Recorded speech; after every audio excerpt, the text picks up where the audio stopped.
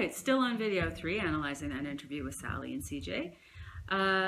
There was another, I thought this, as you can see from my just ridiculously, so excited, my reaction in the middle of that. Because this was such an INTJ thing, and there's so much irony in it, and interest, and greater implications, and I just thought it was marvelous. But, and just a little twist, like the dramaturge in me is like, just a little hint of like tragedy in there, when Sallie talks about how the irony is just tremendous, right? How it's a little bit of a problem for her. It hurts a little bit sometimes, that precisely because she is so incredibly competent. Hallmark of NTJs, right? And maybe especially in a sense INTJs, again, because they're so focused on the and they're really, anyway, all the stuff I've already said. How it is that she feels like maybe that gets in the way of like romantic stuff, like opportunities, and it gets in the, and that, again, it's in this like shyness, and this is the FI too coming in, but I mean, it would come in for an INTJ at any age, really. It's where we get to see just a little bit of the feeling side, and how she wishes that, her extreme competence sometimes gets in the way of people seeing. And perhaps also because she maybe has more of a, compared to a lot of other women, especially women, has a more kind of placid exterior, and is not into, and also with the FI as well, like not just being a Kiersey rationalist type, but also having FI as the feeling function. There's still a very strong drive for authenticity in INTJ.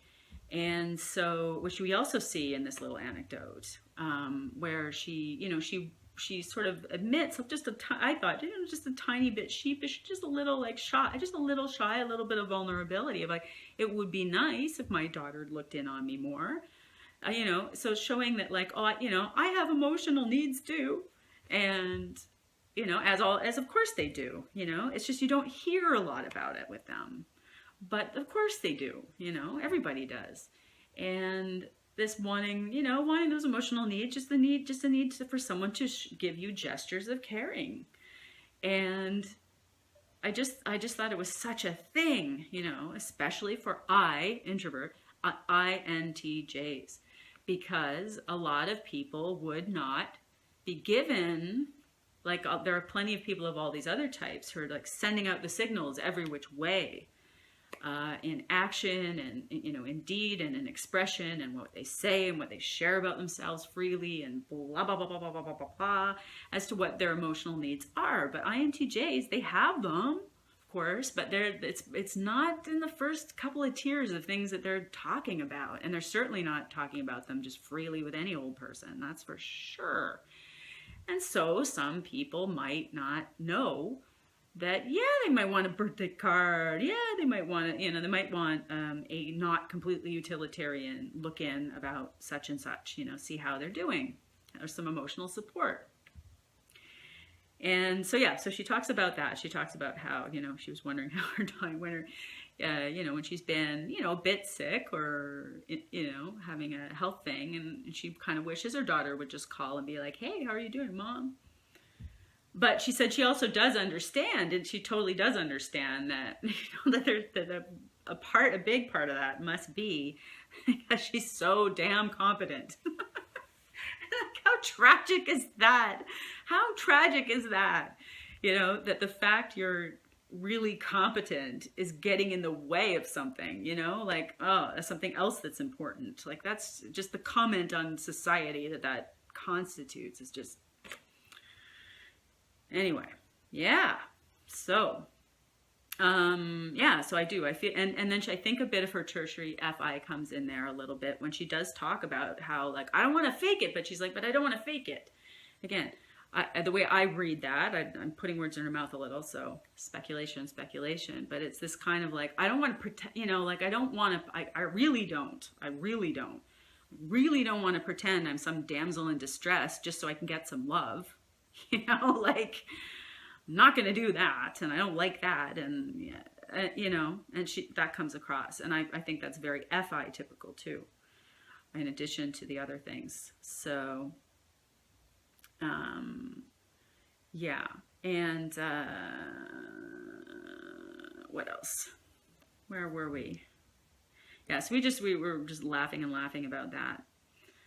And then at the end of that video, near the end of video 3, she's talking about, like at the 15.5-minute mark.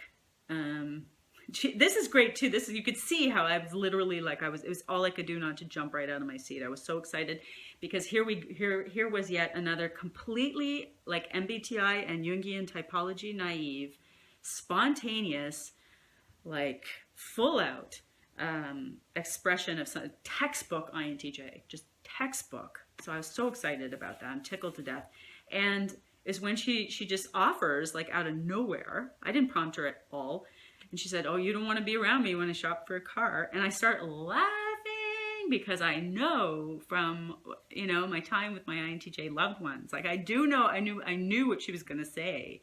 I did make the error of saying, oh, you're driving people crazy. And then as soon as I said it, it flew out of my mouth. I'm like, no, that's totally wrong. Because that's the opposite of what they do. And indeed, she in effect did correct that right away, where she's like, no, she said, and again, how did she say it? It's so INTJ. It's what it is. It's like, I don't let them come with me. I said, you know, I don't let other people, in other words, she said, I love shopping for a car. Love shopping for a car. And again, like how many women and women of her generation, I mean, yeah, she came of age in the 1970s, second wave feminism and all that. But, you know, she's a lady from the South too. Like that's part of it. And that's part of her. And, you know, she said, I love spending months and months shopping for a car. And again, and we wonder why these INT women have some extra nonsense they have to deal with, and like if they're heterosexual anyway and they want to be with men, like it's a bit of a rough ride sometimes for them. It's hard to find a match because anyway, whole other thing. So yeah, here's the thing with INTJ, like they don't. I think it's the case that no NTs like love reading the manual, but you certainly don't have to tell the INTJs to RTFM. Like you don't have to. They will do it. And that's something I admire of them, and that's something I've seen with them too, is that they can, and also my INTP loved ones for that matter, like when it counts, I've seen, like I think of my INTP X and how much time when it came to time to like figuring out how to deal with legal matters and stuff like that. He read and read and read and read and read and got way in there, and he taught himself everything that he needed to know. Certainly INTJs will definitely tend to learn as much as they need to know to realize their projects, and to realize their plans. And so here's Sallie talking about that. It's very much, you know, the TE coming into the fore in expression. So she actually, and I think it's the NI, it's the creative thinking, it's the possibilities generation that she kind of, and again, but not just, NI's like all rando and all over the place and just like enjoys considering a great multitude of different concepts just for the sheer joy of doing so. That's an end in itself for NE heavy people. But for NI, it's more like they love a good romp too, but they're going to naturally keep kind of coming around to narrow in on the things that are relevant to this vision they have that they want to realize, whatever that is. And even in this case, like buying a car, you know, she said, I need to, and even that was so typically INTJ specific, like separate from INTP, when she said, you know, I don't need to be, I don't need to be an engineer I'm not an engineer about it, but I do learn all about the different engines. And she said something, again, to the effect of,